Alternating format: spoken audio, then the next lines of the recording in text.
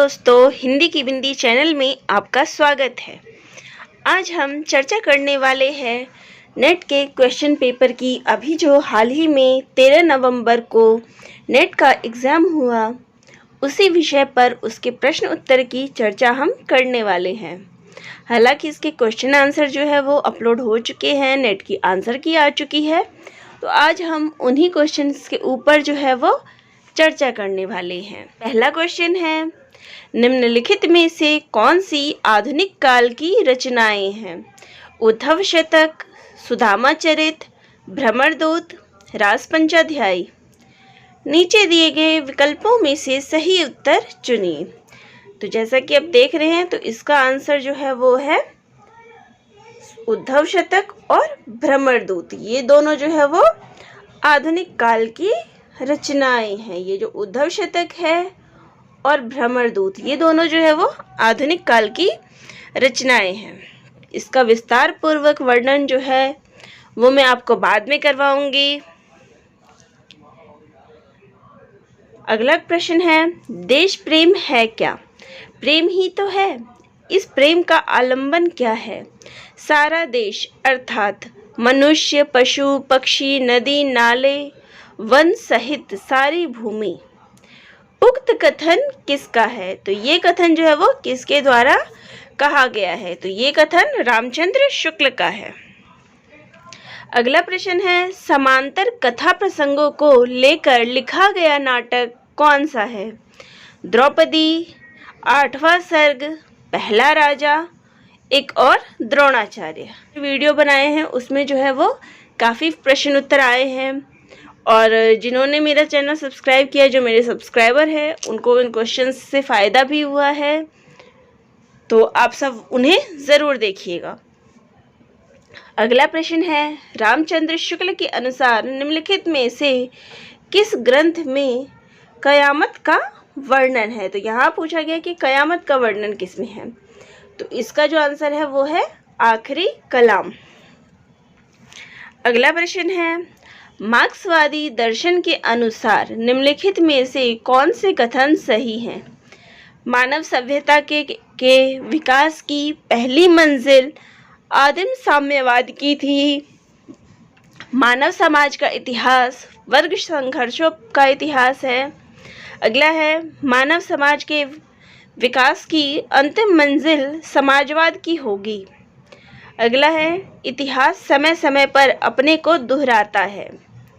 तो इसके विकल्प जो है वो नीचे दिए गए हैं, इनमें हमें सही आंसर चुनना है। तो इनमें जो है वो ए और बी जो है वो सही आंसर है, यानी कि ये दोनों वाक्य जो है वो सही हैं।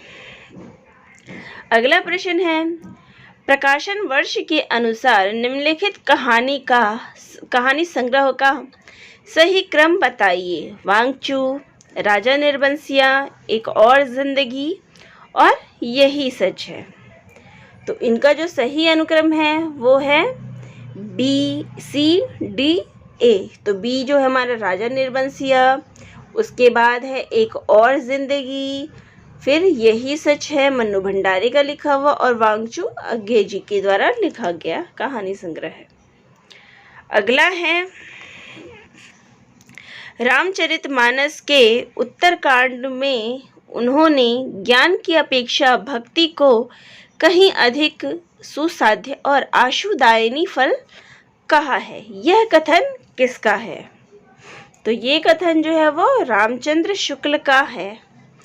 तो परीक्षा में जो है वो रामचंद्र शुक्ल के कथन बहुत ज़्यादा आते हैं, तो आप इनको बहुत अच्छे से करिए, क्योंकि सबसे ज़्यादा जो प्रश्न है वो रामचंद्र शुक्ल के कथनों का ही आता है। तो उन्हें ज़रूर देखिए, ज़रूर अच्छे से करिए। अगला प्रश्न है, आचार्य क्षेमेंद्र के ग्रंथों के नाम हैं। व्यक्ति विवेक, दश कुमार चरित, कवि कंठाभरण, सुवृत तिलक। तो इसका जो सही आंसर है वो है सी और डी, यानी कि कवि कंठाभरण और सुवृत तिलक। तो इस बार जो परीक्षा में है डायरेक्ट क्वेश्चन नहीं पूछा गया है, थोड़ा घुमा के पूछा गया है, तो वो भी ध्यान में रखें। अब यहाँ पे है मन्नू भंडारी द्वारा रचित उपन्यास नहीं है। अब यहाँ पे एक बात और ध्यान रखने की ज़रूरत है, जैसा कि हमें मन्नू भंडारी के उपन्यास दिए गए हैं, जो नेट की कहानियाँ हैं, कहानी उपन्यास नाटक आदि है, उनमें मन्नू भंडारी की जो है महाभोज और आपका बंटी, ये दोनों उपन्यास जो है हमें दिए गए हैं। तो आप जिस भी लेखक के बारे में पढ़ते हैं, उनकी कहानियाँ पढ़ते हैं, तो उनका जीवन परिचय ज़रूर पढ़िए, क्योंकि उनके द्वारा जितने भी रचित उपन्यास है, कहानी, नाटक, कविता, उनकी डिटेल्स भी पढ़िए। ये प्रश्न पत्र को देखने के बाद अंदाज़ा लग रहा है कि हम जिस भी लेखक के बारे में पढ़ रहे हैं, उनकी कहानियाँ पढ़ रहे हैं, उपन्यास पढ़ रहे हैं, हमें उनकी ये सिर्फ ये नहीं जैसे कि हमने अगर आपका बंटी पढ़ा है तो सिर्फ वही पढ़ के रह जाए, नहीं, हमें इनके सारे डिटेल्स पढ़नी है, उनका जीवन परिचय पूरा पढ़ना है। तो अब यहाँ जो है सैलूश और बसंती, ये जो है वो चंद्रगुप्त नाटक में चाणक्य की संवादोक्तियाँ निम्नलिखित में से कौन सी है?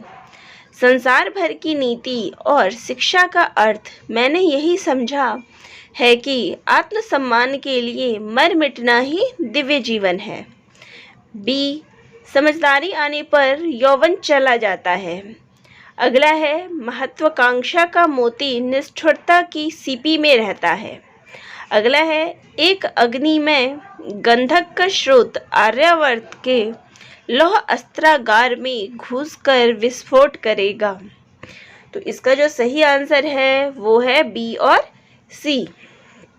ये दोनों जो है वो चाणक्य की संवाद उक्तियां हैं। चाणक्य ने इन दोनों वाक्य को कहा है।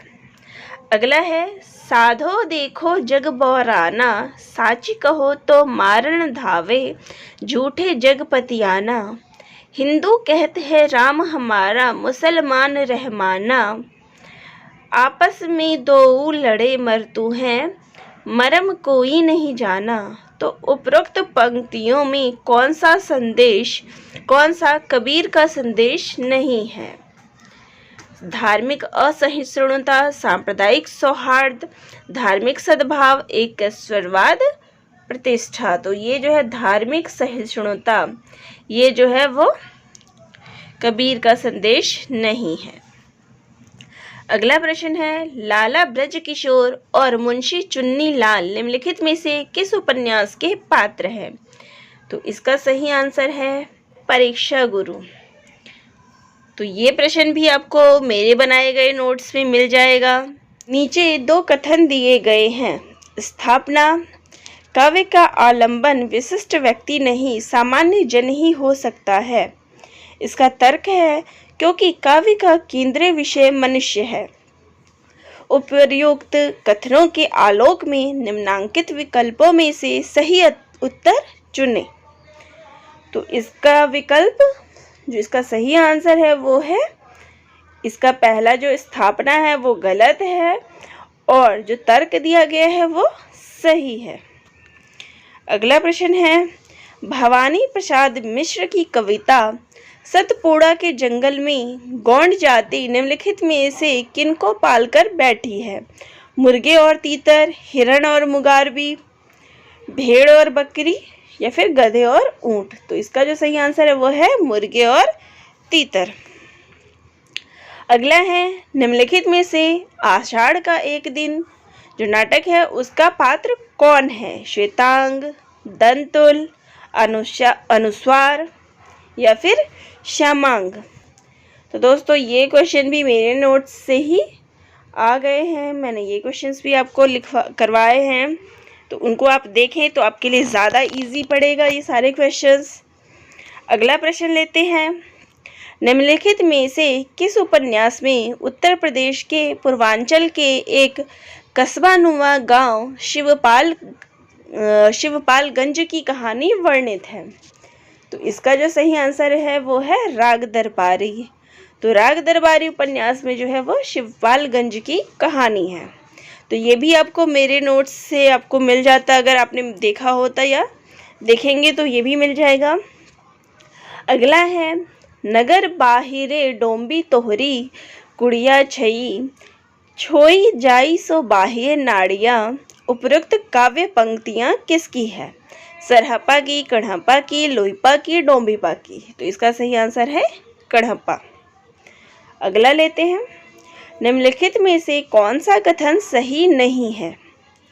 अरस्तु का अनुकरण सिद्धांत प्लेटो के अनुकरण सिद्धांत से सर्वथा भिन्न है। अरस्तु ने स्पष्ट कर दिया है कि कवि और चित्रकार के माध्यम अलग अलग हैं। अगला है, प्लेटो ने अनुकरण को सभी कलाओं की एकता का सामान्य आधार माना है। अगला है, अनुकरण का अरस्तु का अनुकरण सिद्धांत प्लेटो के अनुकरण सिद्धांत का अनुकरण मात्र है।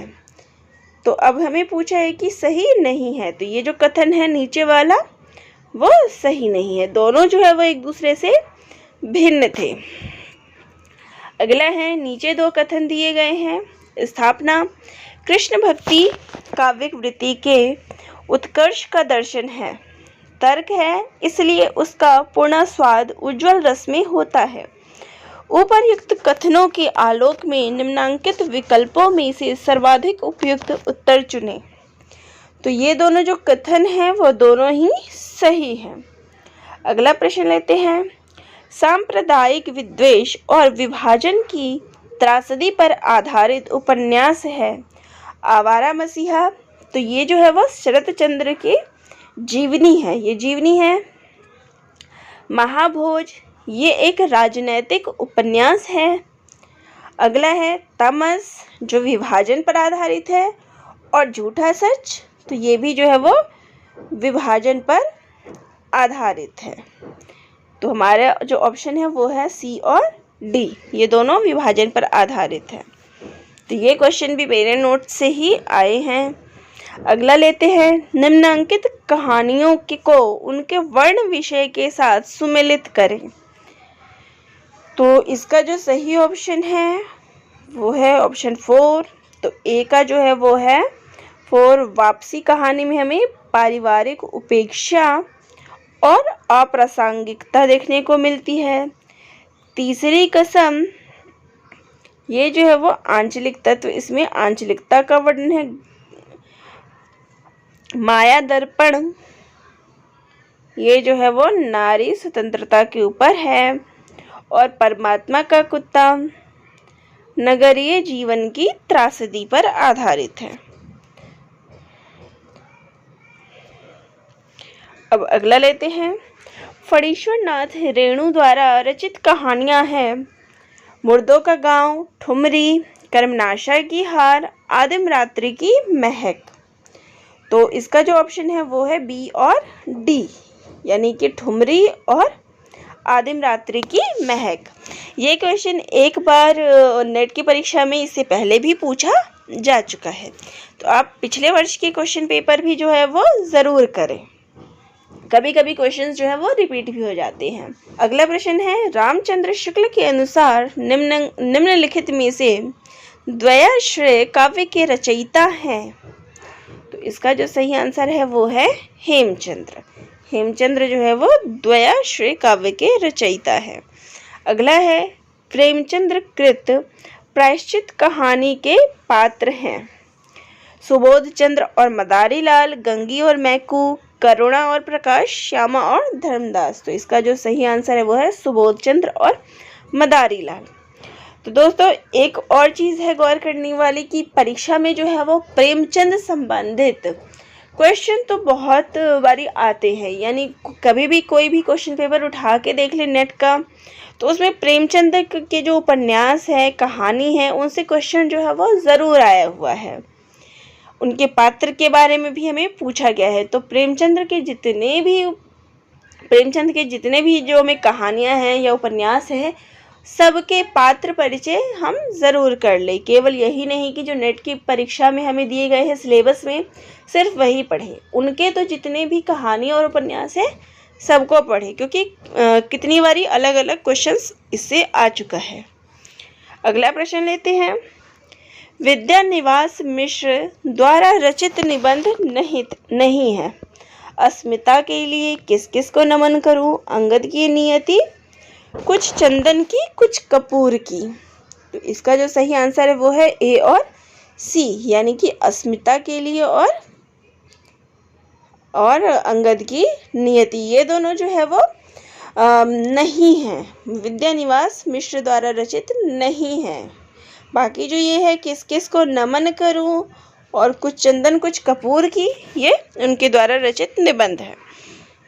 तो ये क्वेश्चन भी, उनके निबंध भी कितनी बारी परीक्षा में आ चुके हैं। विद्यानिवास मिश्र के जो निबंध है वो अगर आप पिछले वर्ष के क्वेश्चन पेपर उठाओगे उसमें हमें ज़रूर मिलती हैं, तो ये भी इम्पॉर्टेंट है। अगला है, प्रकाशन वर्ष की दृष्टि से निम्नलिखित कविता संग्रहों का सही अनुक्रम क्या है? परिमल, लहर, ग्राम्य, दीपशिखा।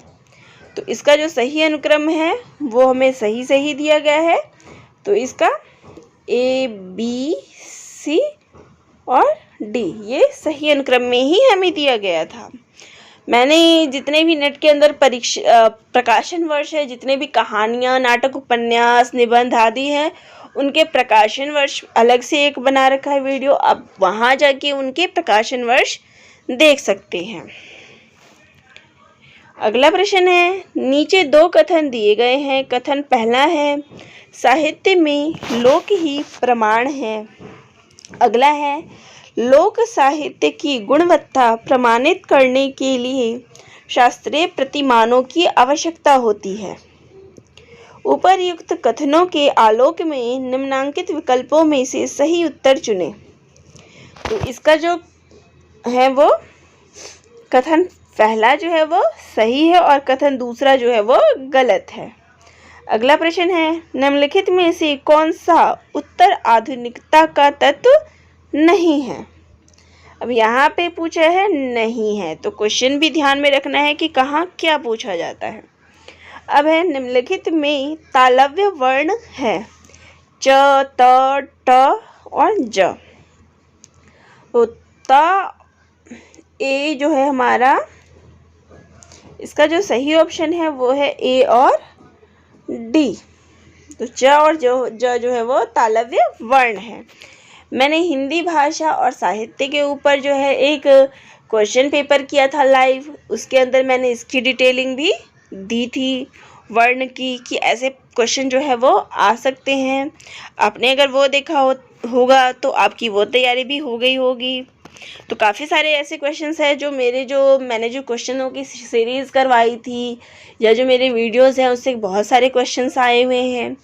आप मेरे चैनल्स को सब्सक्राइब ज़रूर करें ताकि आने वाली परीक्षाएं जो आएंगी उसमें आपको फ़ायदा हो, आप सभी की परीक्षाएं बहुत अच्छे नंबरों से उत्तीर्ण हो सके। तो मुझे यही खुशी मिली कि मैंने अभी तक जितने भी टॉपिक्स तैयार किए, हालांकि मैं सारे टॉपिक्स पे अभी वीडियो नहीं डाल पाई हूँ, लेकिन जितने भी डाले हैं उसमें से बहुत सारे क्वेश्चंस जो है वो आ चुके हैं। इस बारी परीक्षा में जो है वो बहुत सारे ऐसे क्वेश्चंस आए हैं जो मेरे ही टॉपिक से हैं, तो मुझे इस बात की बहुत खुशी हुई। तो आप सब उन्हें ज़रूर देखें ताकि सबकी तैयारी बहुत ही बेहतर हो सके। प्रश्न है, नामवर सिंह की निम्नलिखित कृतियों को प्रकाशन की वर्ष की दृष्टि से सही अनुक्रम में व्यवस्थित कीजिए। तो नामवर सिंह की जो कृतियां हैं इनको भी हमें याद रखनी है। तो इसका सही अनुक्रम है ए, सी, बी और डी। अगला प्रश्न है, शकुन और डॉक्टर जोशी के अंतर संबंधों पर आधारित कथानक किस उपन्यास में प्रस्तुत किया गया है? तो इसका जो सही ऑप्शन है वो है आपका बंटी उपन्यास में। अगला प्रश्न है, निम्नलिखित में से कौन सी भाषा आर्य भाषाओं के अंतर्गत नहीं आती है? तो इसका सही आंसर है अरबी। अगला प्रश्न है, आवारा मसीहा किस साहित्यकार की औपन्यासिक जीवनी है? तो वो है शरत चंद्र की। अगला है, निम्नलिखित वर्ण विषयों को उनसे संबंध उपन्यासों से सुमेलित कीजिए। तो इसका जो सही आंसर है वो है ऑप्शन 3। तो इसका जो है वो है उच्च मध्य वर्गीय वृद्ध व्यक्तियों की जीवन स्थितियों का चित्रण। ये जो है वो हमें समय सरगम में मिल जाता है। दलित जीवन की नरकीय वास्तविकता का चित्रण। ये है नाच्यो बहुत गोपाल। अगला है पंजाब पर अंग्रेजों के आधिपत्य और ईस्ट इंडिया कंपनी की लूट खसोट का चित्रण। तो ये जो है वो मैया दास की माणी उसमें मिलता है। अगला है पटना के महिला छात्रावासों में पनपने वाले भ्रष्टाचार और स्त्रियों के काम शोषण का चित्रण। तो ये जो है वो हमें परती परी कथा में मिल जाता है। अगला लेते हैं मलिक मोहम्मद जायसी की प्रेम कविता। हिंदी साहित्य के इतिहास का काल विभाजन और नामकरण करते हुए उपर्युक्त नामकरण किस साहित्यकार ने सुझाया है? तो ये है अब्राहम जॉर्ज गिर्सन ने। अगला प्रश्न है निम्नलिखित में से छत्तीसगढ़ की कौन सी मुख्य रंग शैलियां हैं? तो छत्तीसगढ़ की जो रंग शैलियां हैं वो है नाचा और पंडवानी। अगला प्रश्न है प्रेम मार्गी सूफी काव्य की विशेषताएं हैं। ईश्वर को नायिका के रूप में परिकल्पित करना, नायक को ईश्वर के समकक्ष समझना, कथानक रूढ़ियों का अनिवार्य प्रयोग करना, सगुण ईश्वर की उपासना। तो इसका जो ऑप्शन है वो है ए और सी।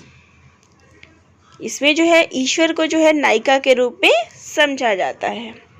अगला है नीचे दो कथन दिए गए हैं। कथन पहला है स्त्री विमर्श के अनुसार स्त्री केवल जैविक उत्पत्ति है। कथन दूसरा है पितृसत्तात्मक व्यवस्था स्त्री के व्यक्तित्व और विचारों का नियमन नहीं कर सकती। तो ये जो कथन है इसका जो सही आंसर है वो है कथन पहला और दूसरा दोनों गलत है। अगला प्रश्न है दूधनाथ सिंह द्वारा रचित कहानी संग्रह है। अब इनमें से जो दूधनाथ सिंह के द्वारा लिखी गई कहानी है वो है ए और डी, धर्म क्षेत्रे, कुरुक्षेत्रे और निष्कासन। अगला प्रश्न है राजभाषा आयोग 1955 के अनुसार निम्नलिखित सुझाव दिए गए हैं। पहला है हिंदी सर्वाधिक बोली और समझी जाने वाली भाषा है, यही सारे भारत का एक माध्यम हो। दूसरा है 14 वर्ष की उम्र तक भारत के प्रत्येक विद्यार्थी को हिंदी का ज्ञान करा देना चाहिए। तीसरा है भारत सरकार के प्रकाशन अधिक से अधिक अंग्रेजी में किए जाए। उच्च न्यायालयों में क्षेत्रीय भाषाओं का व्यवहार होना चाहिए। तो इसका जो सही ऑप्शन है वो है ए, बी और डी। तो ये जो है वो गलत है, बाकी तीनों सही हैं। अगला है ओ मेरे आदर्शवादी मन और मेरे सिद्धांतवादी मन, अब तक क्या किया, जीवन क्या जिया। तो उपर्युक्त पंक्तियों के आधार पर निम्नलिखित में से कौन सा सही नहीं है? तो यहाँ हमें कहना है जो सही नहीं है। तो यहाँ है असमंजस की स्थिति। बाकी जो ऑप्शन है वो सारे सही हैं, बस ये जो है वो गलत है। अगला है निम्नलिखित में से हजारी प्रसाद द्विवेदी की रचनाएं हैं। आधुनिक साहित्य सृजन और समीक्षा, साहित्य का मर्म, मध्यकालीन धर्म साधना, भारतीय सौंदर्य बोध और तुलसीदास। तो इसका जो आंसर है वो है बी और सी, साहित्य का मर्म और मध्यकालीन धर्म साधना। अगला प्रश्न है फोर्ट विलियम कॉलेज कलकत्ता के संबंध में निम्नलिखित में से कौन सा कथन सही नहीं है? इस कॉलेज के प्राचार्य जॉन गिलक्राइस्ट थे, ये कथन सही है। इंग्लैंड के नवागत अफसर अंग्रेज अफसरों के प्रशिक्षण की व्यवस्था थी, ये भी सही है। आधुनिक भारतीय भाषाओं की जानकारी नहीं दी जाती थी, ये जो कथन है वो गलत है। अगला है इसकी स्थापना सन 1800 में हुई थी, तो ये कथन सही है। बाकी लिखित में से टी.एस. इलियट की पुस्तकें हैं science and poetry, the secret wood, the making of literature, the waste land. नीचे दिए गए विकल्पों में से सही उत्तर चुनिए। तो उनके द्वारा जो लिखी गई पुस्तकें हैं वो है बी और डी। तो ये सब इनकी पुस्तकों के बारे में भी कई बारी आ चुके हैं प्रश्न पिछले वर्ष के परीक्षा में। अगला प्रश्न है, महादेवी के साहित्य में कहीं निष्क्रिय दया नहीं वरण रचनात्मक करुणा का ही भाव वर्तमान है। उपर्युक्त पंक्तियां किस आलोचक की है? तो ये जो है वो रामस्वरूप चतुर्वेदी के द्वारा कहा गया है। अगला प्रश्न है, सिंदूर की होली के किस पात्र ने विधवा मनोरमा का हाथ जीवन भर अविवाहित रहने के लिए पकड़ा, ना कि उसे अपनी स्त्री बनाने के लिए? तो इसका जो सही आंसर है वो है मनोज शंकर। अगला है, निम्नलिखित रचनाकारों को उनके रचनाकारों से सुमेलित करें। तो इसका जो सही आंसर है वो है ऑप्शन 2। तो पहला है घनानंद। घनानंद की रचना है विरह लीला। बोधा के द्वारा है विरह वारिश। सूदन के का है सुजान चरित और पद्माकर का है जगत विनोद। अब अगला लेते हैं, रामचंद्र शुक्ल के अनुसार निम्नलिखित में से अमीर खुसरो के बारे में कौन सी बातें सही है? वे फारसी के बहुत अच्छे ग्रंथकार और अपने समय के नामी कवि थे। तो ये सही कथन है।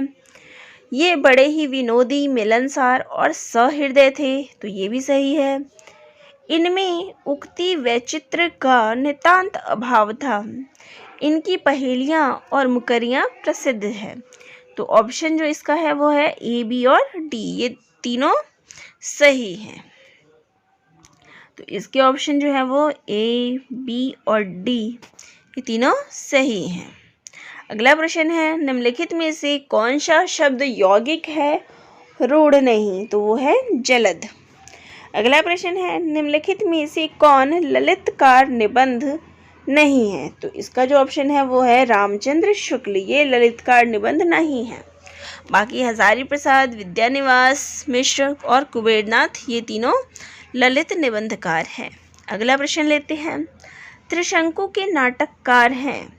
तो यहाँ पे हमें त्रिशंकु नाटक के बारे में पूछा गया है। तो वो है ब्रजमोहन शाह। तो अगला प्रश्न है, करम बीबी और सरफराज निम्नलिखित में से किस उपन्यास के पात्र हैं? तो वो है जिंदगी नामा।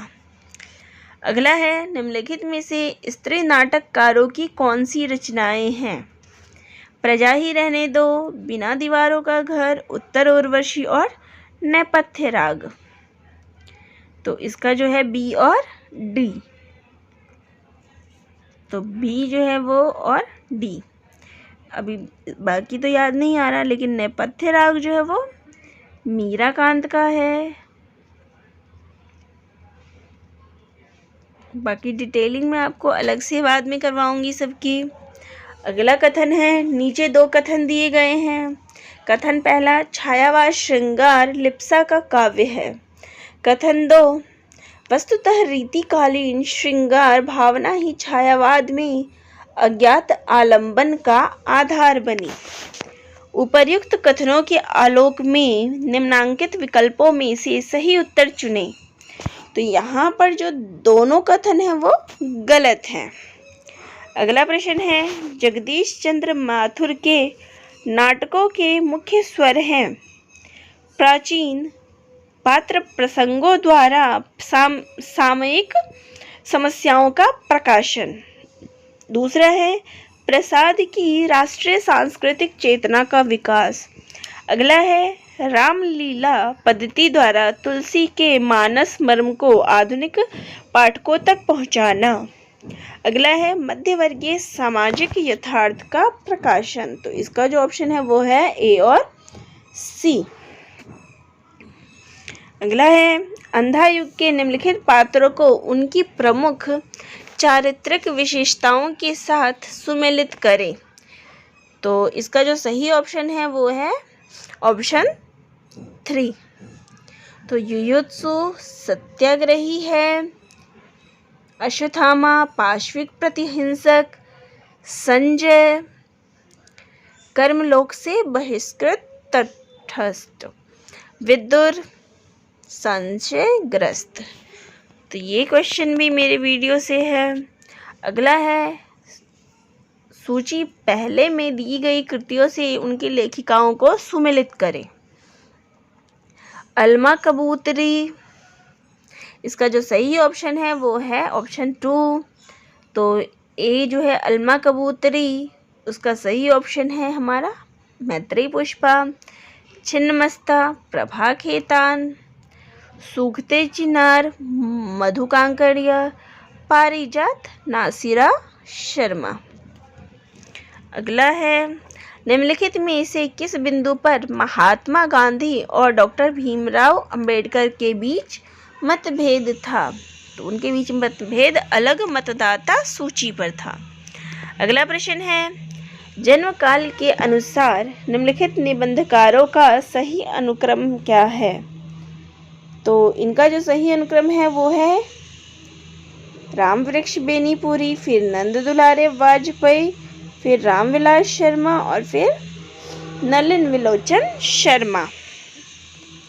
अगला है, निम्नलिखित में से दलित आत्मकथाएं नहीं हैं। आज के अतीत, तिरस्कृत, पानी बीच मीन प्यासी, मेरी पत्नी और भेड़िया। तो अब क्वेश्चन है, दलित आत्मकथाएं नहीं हैं, तो ए और सी, आज के अतीत और पानी बीच मीन प्यासी, ये दोनों जो है वो दलित आत्मकथा नहीं है। अगला प्रश्न है, द्विवेदी युगीन काव्य की विशेषताएं हैं। श्रृंगार प्रियता, इतिवृत्तात्मकता, लाक्षणिकता और प्रबंधात्मकता। तो बी और डी, यानी इतिवृत्तात्मकता और प्रबंधात्मकता, ये जो है वो द्विवेदी युगीन काव्य की विशेषताएं हैं। अगला है, निम्नांकित कृतियों को उनके प्रकाशन वर्ष के आधार पर सुमेलित करें। तो इसका जो ऑप्शन है वो है ऑप्शन 2।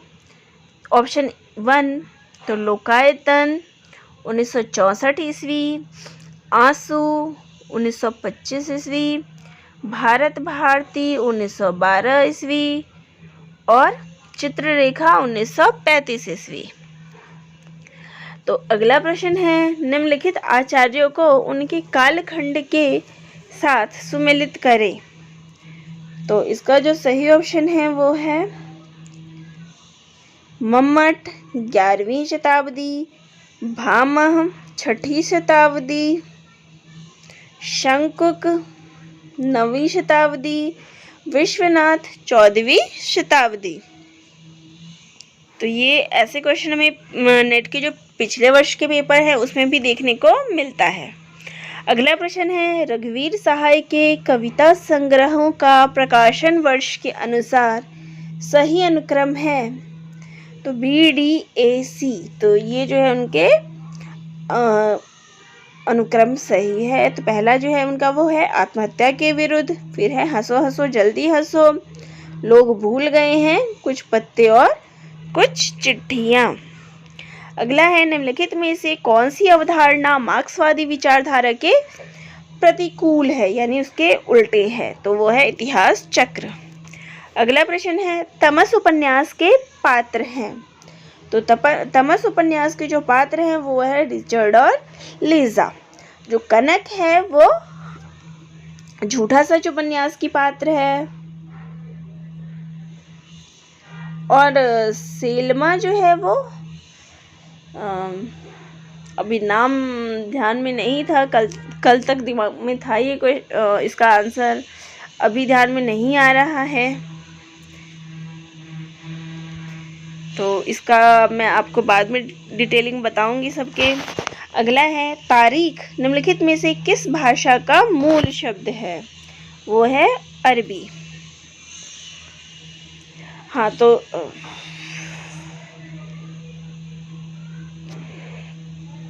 तो जो सेल्मा है वो अपने अपने अजनबी की पात्र है।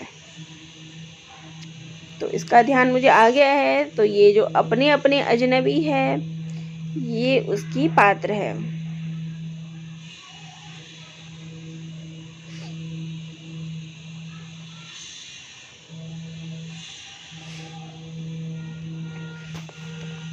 अगला प्रश्न है, आधुनिक ईरान की पृष्ठभूमि पर रक्त रंजित क्रांति का चित्रण निम्नलिखित में से किस उपन्यास में किया गया है? तो ये जो है वो 7 समुद्रियाँ एक समुंदर में जो है वो आधुनिक ईरान की पृष्ठभूमि का चित्रण मिलता है। अगला है, निम्नलिखित में से कौन सा कथन सही है? वर्ड्सवर्थ की प्रसिद्ध कृति बायोग्राफी लिटरेरिया में कल्पना के सिद्धांत का विस्तृत विश्लेषण है। अगला है, सैमुअल टेलर कॉलरिज और विलियम वर्ड्सवर्थ में गुरु शिष्य का संबंध था और कल्पना के संबंध में दोनों के मतैक्य का यह एक महत्वपूर्ण कारण था। अगला है, कॉलरिज के अनुसार किसी कला की कृति उसकी कलात्मकता में ही है, उसके बाहर नहीं। अगला है, कल्पना को कॉलरिज केवल काव्य सर्जन के लिए अनिवार्य मानते हैं, आलोचना में उसकी भूमिका नहीं होती। तो इसका जो सही आंसर है वो है ऑप्शन सी। अगला है, रामचंद्र शुक्ल के अनुसार नाथों की संख्या है, तो उनके अनुसार नाथों की संख्या जो है वो है 9। अगला है, गोरी सोवे सेज पर मुख पर डारे केस, चल खुसरो घर आपने रैन भई चहुदेश। उपयुक्त दोहा अमीर खुसरो ने किस संदर्भ में कहा है? अपने आश्रयदाता के नाराज होने पे, संपत्ति के लुट जाने पे, हजरत निजामुद्दीन औलिया की मृत्यु पर, अपनी प्रेमिका द्वारा तिरस्कृत होने पे। तो इसका सही आंसर है ऑप्शन 3, हजरत निजामुद्दीन औलिया की मृत्यु पर। अगला है, वस्तु विकास की दृष्टि से अंधा युग के अंकों का सही अनुक्रम है, तो इसका जो अनुक्रम है वो है कौरव नगरी, पशु का उदय, अश्वत्थामा का अर्ध सत्य, फिर है गांधारी का शाप और सबसे लास्ट में विजय एक क्रमिक आत्महत्या। तो ये क्वेश्चन भी मैंने जो वीडियो बनाया है नाटक के ऊपर उनसे ही आया हुआ है, उसमें अच्छे से मैंने आपको हर चीज़ का डिटेलिंग दे रखा है, तो आप वहाँ जाके वो वीडियो देख सकते हैं, या मैं आपको लिंक जो है डिस्क्रिप्शन में भी दे दूँगी, तो आप वहाँ जाके भी उन वीडियो को देख सकते हैं। अगला प्रश्न है, पुनर्जागरण के संबंध में निम्नलिखित में से कौन से कथन सही हैं? दो जातीय संस्कृतियों की टकराहट, मनुष्य की आदिम प्रवृत्तियों की तलाश, परंपराओं का यथा तथ्य अनुपालन, मनुष्य के संपूर्ण द्वारा संश्लिष्ट रूप की खोज। तो नीचे दिए गए विकल्पों में से सही उत्तर चुनिए। तो इसका जो सही उत्तर है वो है ए और डी। अगला लेते हैं, यदि श्रद्धा और मनु अर्थात मनन के सहयोग से मानवता का विकास रूपक है तो भी बड़ा ही भावमय और श्लाघ्य है। कामायनी के संदर्भ में उपरोक्त कथन किसका है? तो ये कथन जो है वो जयशंकर प्रसाद का है। अगला है, सूची फर्स्ट में दी गई पत्रिकाओं को उनके संपादकों से सुमेलित करें। तो इसका सही ऑप्शन है ऑप्शन 3। तो ए का जो है यानी कवि वचन सुधा ये भारतेंदु का है, हिंदी प्रदीप बालकृष्ण भट्ट का है, ब्राह्मण जो है वो प्रताप नारायण मिश्र का है, सदादर्श लाला श्रीनिवास दास का है। अगला है, प्रकाशन वर्ष के अनुसार निम्नलिखित कहानियों का सही अनुक्रम क्या है? तो इसका जो सही ऑप्शन वो है CDBA ऑप्शन 2। तो सबसे पहले जो है वो एक टोकरी भर मिट्टी है, फिर प्लेग की चुड़ैल है, फिर 11 वर्ष का समय और फिर दुलाई वाली। अगला है, यशपाल की पर्दा कहानी के पात्र हैं। तो इनमें से यशपाल के द्वारा लिखी गई पर्दा कहानी के पात्र हैं बब्बर अली खान और चौधरी पीर बख्श। अगला है, निम्नलिखित प्रतीकवादी नाटकों को उनके लेखकों के साथ सुमेलित करें। तो इसका जो ऑप्शन है वो है ऑप्शन ए यानी विज्ञान गीता जो कि केशव दास की रचना है, ज्योत्सना सुमित्रा नंदन पंत की, नवरस सेठ गोविंद दास, देवमाया प्रपंच देव की रचना है। अगला है आचार्य महादेवी प्रसाद द्विवेदी का अस्थिरता शब्द संबंधी विवाद किस लेखक से हुआ था? तो ये हुआ था बाल मुकुंद गुप्त के साथ। अगला है निम्नलिखित में से कौन सी रचनाएं छायावाद की नहीं है? तो बी और सी ये दोनों जो है वो छायावाद की रचना नहीं है। ये दोनों जो है वो पथिक और मिलन राम नरेश त्रिपाठी की रचना है। अगर इनका सन हम देखते हैं तो ये दोनों रचनाएं जो हमें छायावाद के अंतर्गत मिलती है, लेकिन क्योंकि राम नरेश त्रिपाठी जो है वो द्विवेदी युगीन कवि हैं, तो उनकी जो काव्य कृति है वो द्विवेदी युगीन की है, तो ये दोनों जो है वो छायावाद की कविता नहीं है। से कौन सी निबंध की तात्विक विशेषता नहीं है? अन्वीति, विचारात्मकता, संवादात्मकता, आत्मव्यंजकता। तो इसका ऑप्शन 3 संवादात्मकता सही ऑप्शन है। अगला है निम्नलिखित बोली को उनके बोलियों के साथ, बोली संबंधों के साथ हमें मिलाना है। तो राजस्थानी जो है वो इसका ऑप्शन 2 सही है। राजस्थानी, मालवी, पश्चिमी हिंदी, कन्नौजी, पूर्वी हिंदी, छत्तीसगढ़ी, बिहारी हिंदी, भोजपुरी। इसकी डिटेलिंग भी मैंने जब हिंदी भाषा और इसका विकास पे क्वेश्चंस करवाए थे तो उसके डिटेल्स मैंने वहाँ पे दे दिए थे, इसके बारे में बताया था। अगला है निम्नलिखित में से कौन सा शब्द तद्भव नहीं है? तो यहाँ जो वायु है वो तद्भव शब्द नहीं है। अगला है उन्होंने पाश्चात्य नाट्य साहित्य के किताबी ज्ञान को निजी अनुभव और पर्यवेक्षण के खरल में कूट पीसकर सामाजिक दिग्दर्शन का नवीन और तथ्यपरक रसायन तैयार किया। प्रसिद्ध नाटककार जगदीश चंद्र माथुर ने उपर्युक्त विचार किस नाटककार के संदर्भ में व्यक्त किया है? तो ये जो है वो उपेंद्रनाथ अश्क के बारे में कहा है। अगला है स्कंदगुप्त नाटक में स्कंदगुप्त के उदासीन होने के निम्नलिखित कारणों में से कौन सा कारण सही नहीं है? तो ये जो है गुप्त कुल का अव्यवस्थित उत्तराधिकार नियम, भोग विलास के प्रति वितृष्णा, विमाता का षड्यंत्र, शास्त्र धर्म का अभाव। तो यहाँ पे जो सही नहीं है वो है शास्त्र धर्म का अभाव। अगला है सीता हरण तात जनी कहु पिता सन जाय, जो मैं राम तो कुल सहित कहीं दसानन न जाए। उक्त उद्धरण में कौन सी ध्वनि है? तो इसका है अर्थांतर संक्रमित वाच्य ध्वनि। अगला है निम्नलिखित भाषाओं को उनके क्रम में व्यवस्थित कीजिए। तो इसका है BADC यानी पहली प्राकृत, फिर है सौरशैनी, फिर है पूर्वी हिंदी और फिर है वर्तमान हिंदी। अगला है निम्नलिखित पाश्चात्य आचार्यों का जन्म वर्ष के आधार पर सही क्रम है। तो इसका ऑप्शन है CBDA यानी सैमुअल टेलर कॉलरिज, फिर है फर्डिनांड द सास्यूर, फिर है IA रिचर्ड्स, फिर है रोला बार्थ।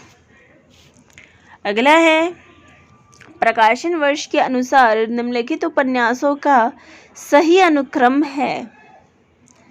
तो DACB पहला यानी कि सबसे पहले जो आता है वो है देवरानी जेठानी की कहानी, फिर वामा शिक्षक, फिर भाग्यवती, फिर सबसे लास्ट में निस्सहाय हिंदू। अगला है मानस का हंस उपन्यास के पात्र नहीं है, जो उसके पात्र नहीं है। तो बेनी माधव पंडित गंगाराम ये है, गंगेश्वर और मंगलू ये भी है, नंददास शिवचरण वैद्य ये भी है, और वीरपाल और जाह्नवी ये नहीं है।